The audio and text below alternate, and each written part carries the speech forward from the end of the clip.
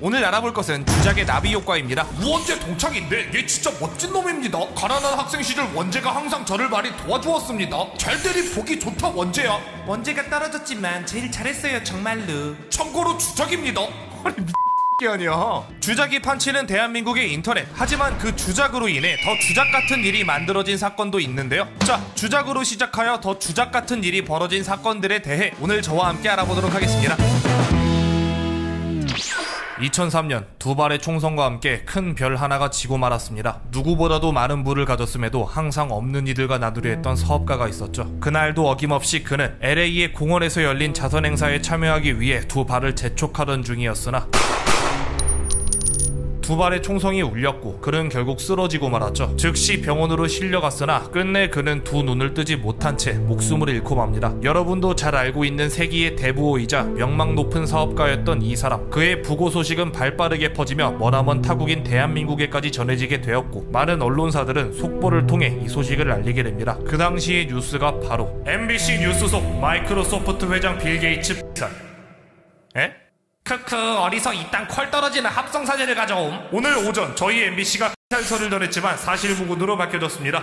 놀랍게도 합성사진이 아닙니다. 이 장면은 2003년 4월 4일 MBC에서 실제로 방영된 뉴스의 한 장면이고 MBC뿐만 아니라 YTN, 조선일보, 동아일보 등 많은 메이저 언론사들이 단체로 이 말도 안 되는 오보를 낸 사건이죠. 일명 빌 게이츠 오보 소동이라 기억되는 이 어처구니 없는 사건. 자, 이게 대체 어떻게 된 일이냐? 사건을 역순으로 따라가 볼게요. 2003년 4월쯤에 세계가 어땠냐면요, 딱 이라크 전쟁이 이제 막 발발한 시기입니다. 전 세계의 언론사가 전쟁 향방에 집중하고 있던 시기였죠. 이런 상황에 MBC의 한 국제부 기자가 지인에게 빌 게이츠 탈 찌라시를 듣게 되었습니다. 와, 이게 사실이면 이런 특종이 없잖아요. 때문에 즉시 팩트 체크에 들어갔는데 아니 아무리 찾아봐도 관련 기사가 없는 거야. 왜? 쿨하니까.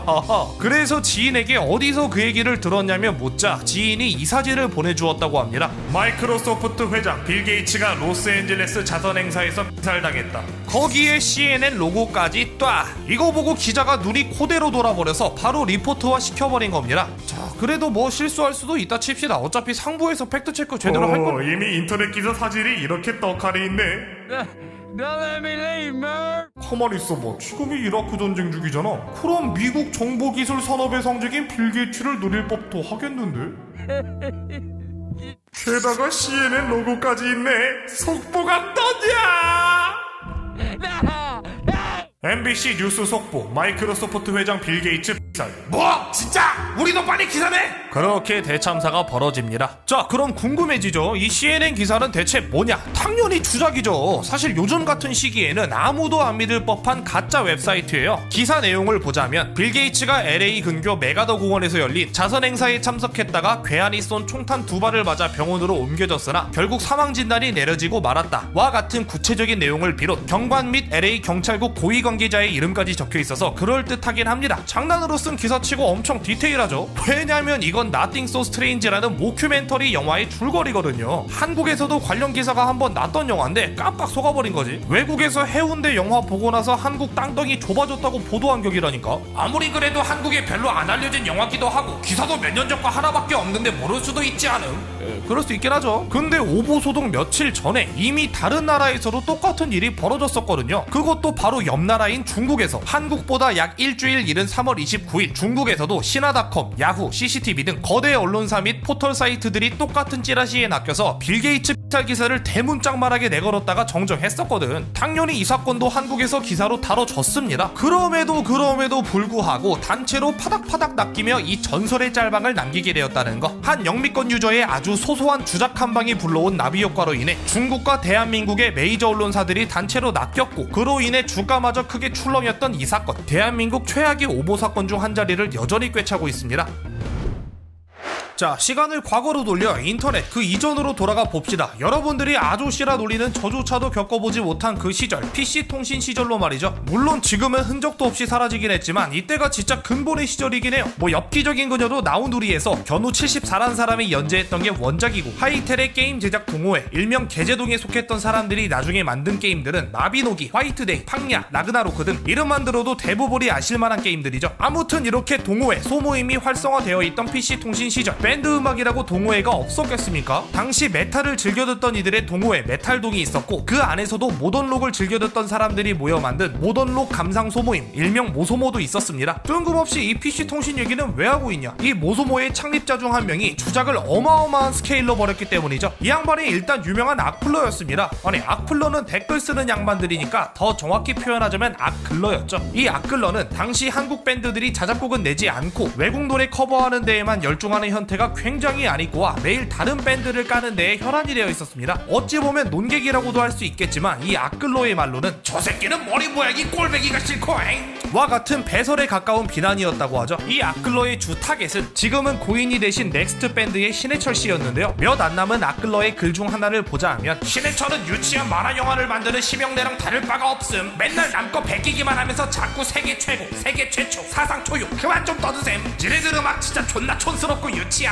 스위 장난 없죠. 말고도 각종 카더라도 엄청나게 뿌렸다고 합니다. 신해철 씨가 이때 악글러한테 현피 신청했다는 이야기까지 돌았던 거 보면 얼마나 악랄했는지 대충 짐작이 되시죠? 아무튼 이렇게 너무 설치고 다니니까 사람들이 악글러한테 야 니는 얼마나 잘한다고 그렇게 아가리를 놀려? 너 음악하기는 하냐? 하고 물었는데 하겠습니까? 원래 이런 짓거리 하는 애들 특징이 다 입만 살았다는 거예요. 실제로 악글러는 부모님이 차려준 레코드 가게를 운영하고 있는 덕에 음악적 소양은 꽤나 깊었지만 직접 음악을 해본 적은 없는 입만 산 양반이었죠. 근데 여기서 불러다면 진짜 개쪽파는 거잖아. 때문에 그럴듯하게 지어낸 밴드 이름을 대며 뻥카를 뒀습니다. 이름을 자기가 예전에 봤던 영화 제목에서 따왔다고 하는데 대충 뭐 아닌데 나 수리수리 마수리남이란 밴드에서 활동 중인데 이렇게 갈긴 거지. 그래도 금방 안 들통날 수 있었던 게 레코드 가게에서 알게 된 뮤지션 친구들, 요 친구들한테 들은 까락이 있으니까 적당히 둘러댈 수 있었던 거죠. 자, 이런 양반들이 관심 받는 건 좋아하긴 하는데 근데 진짜 판을 깔아줘 버리면 냅다 튀잖아요. 아니나 달라 그에게도 판이 깔려버립니다. 당시 전영혁의 음악세계란 라디오 프로에서 악글러를 초빙한 것이죠. 거 다 까고 다니시는 거 보니까 음악 쪽 조예가 깊은 것 같은데 나와서 음악 소개 좀 해달라 뭐 이런 취지였어요. 이제 전개 뻔하잖아. 악글러는 그대로 잠수 타면서 쇼앤푸드득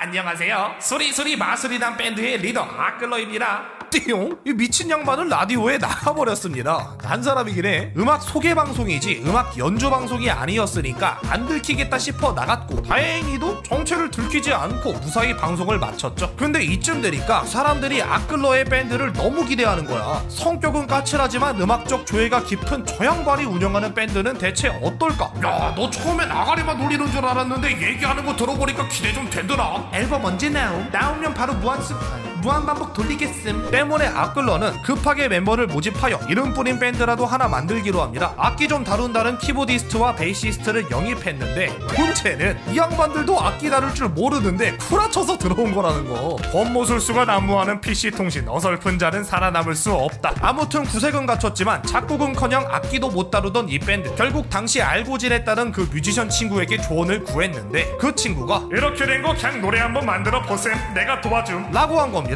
그냥 구라 좀 쳐본 건데 어쩌다 이렇게 된 건가 라고 생각하던 악글러. 하지만 그는 놀랍게도 정면 돌파를 택합니다. 드러머까지 영입한 뒤 뮤지션 친구의 지도하에 혹독한 훈련에 돌입하게 되었죠. 그 와중에 드러머는 적당히 팔다리 길어 보이는 사람 아무나 한 명 영입했다고 전해집니다. 야, 루피 봤으면 눈 뒤집어졌겠는데? 그들의 실력은 처참했지만 열심히 합주를 하며 실력을 늘려갔고 이후 전영혁의 음악세계에서 다시 한번 출연 제의가 들어오자 일주일 동안 밤을 새가며 간신히 세 곡을 완성해냈죠. 하지만 아마추어가 일주일 만에 만든 세 곡이잖아요. 때문에 대중의 반응은 당연히 믿고 있었다구. 이 정도 실력이니까 그렇게 깝쳤던 거구나. 이제서야 이해가 됨. 응?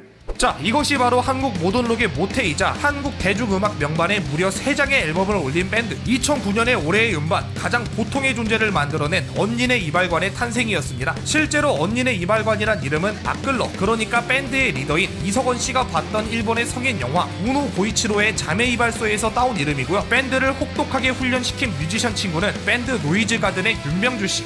어떻게 그렇게 실력이 순식간에 늘어난 건지 이해가 확 되죠. 또 키보드 칠 줄 모르던 키보디스트 기타리스트 류한계 씨는 테크노 쪽으로 넘어가 테크노 구단이란 별명을 얻으며 테크노 쪽에 한 획을 긋게 되었고, 베이스 칠 줄 모르던 베이시스트 유기덕 씨는 게임 개발 쪽으로 방향을 틀어 위메이드에 입사하여 미르의 전설 2의 그래픽 총괄, 창천 온라인 개발에도 참여하는 등 새로운 곳에서 꿈을 펼치게 되었습니다. 팔다리가 길어서 드러머가 된 유철상 씨, 활동명 김반장님은 이후 윈디시티 밴드를 결성하여 현재까지도 좋은 활동을 보이고 있죠. 그 나운산에 나오셨던 그분 맞아요. 아마 대한민국 인터넷 최초의 주작 사건이라고도 부를 수 있는 이 주작 사건은 비록 시작은 거짓이었으나 그보다 더 거짓말 같은 일대기를 보낸 밴드 언진의 이발관을 만든 계기가 되었고, 그들은 활동 중단을 선언한 현재까지도 여전히 회자되는 전설적인 밴드로 남게 되었습니다.